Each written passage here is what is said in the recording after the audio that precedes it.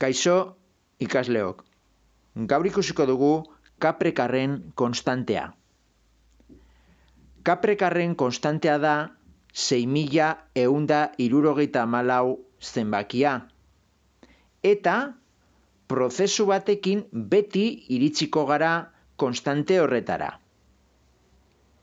Kenketen bitartez lortuko dugu zenbaki hori, 6134 edo kaprekarren konstantea.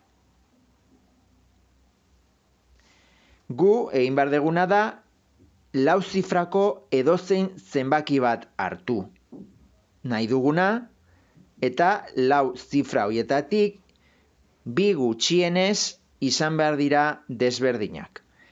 Kasu horretan, gu hartuko dugu adiz, 6.972 zenbakia. Beraz, egingo duguna izango da, zenbaki hori ordenatu handitik txikira. Dela, 9,662, bai, 9,662, eta kenduko diogu txikitik handira zifra horiek, adibidez, 2,669. Ematen digu 6.993. Beraz, egingo duguna da, handitik txikira ordenatu zenbaki horiek 9,963, eta kenduko diogu kontrako norantzan txikitik handira 3,699. Daukagu 6.264. Egin behar ditugu zifra horiek handitik txikira ordenatu, 6,662, eta kenduko diogu txikitik handira 2,666. Ematen digu 4.176.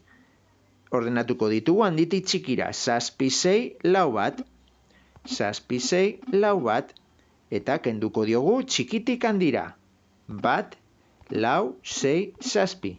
Eta ikusten dezutenez, iritsi gara 6.174 zenbakira.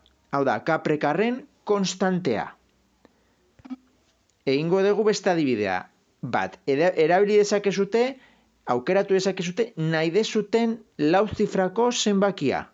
Nik adibidez, orain erabiliko dut, adibidez, 5.298, adibidez. Orduan, prozesua egingo dugu.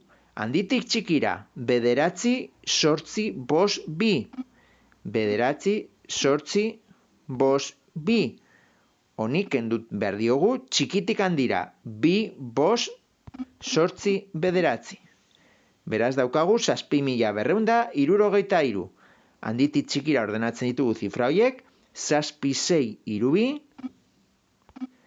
6,662, kenduko diogu txikitik handira 2,667.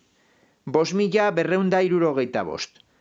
Handitik txikira ordenatzen ditugu 6,552,